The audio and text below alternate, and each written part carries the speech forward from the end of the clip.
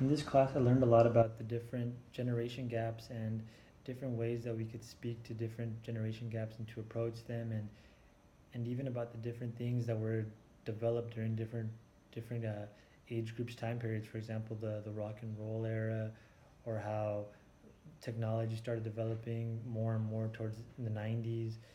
And we also learned about the baby boomers and how a lot of them will be retiring and leaving the workforce. And I was able to get some positive and negatives out of this. Positive being that since a lot of them will be retiring, there'll be more and more open positions once I start reaching that age where I graduate and I start looking for jobs in the workforce. But a negative is that since a lot of them are going to be leaving, I won't be able to have those elders as mentors where I could really just learn as much about the workforce from them. And so I think this is not really, it's more of a negative than a positive, because though I will be able to have more open job positions, there's not many people that I will be able to learn from and then just really develop as a professional in my field. So that's kind of a negative thing that I'm taking out of this, all the baby boomers retiring. We also learned about some of the different trends that, or habits that we sometimes develop as we get older, and diseases that go along with it, such as um, dementia and Alzheimer's. And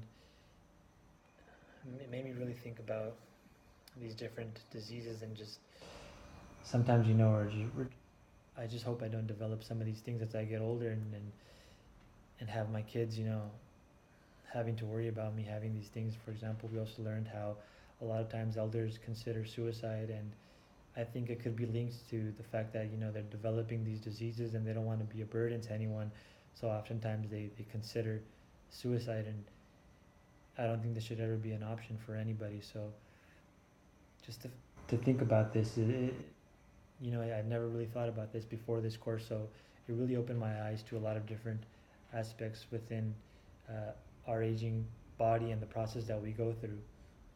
Um, we also learned about Social Security and retirement, and how it's changing. How I might not have this uh, security when I retire, this income. So so it's kind of scary to think about that. By the time that I reach the age of retiring, I might not have that Social Security to depend on when I get older. So it really makes me think about financial decisions that I make now, so that I can maybe prepare myself better in the future, since things might be changing within Social Security and the different laws that go with that. So it's kind of scary to think about how we might not have this sense of security in the future. And those are the main things that I really got out of this course.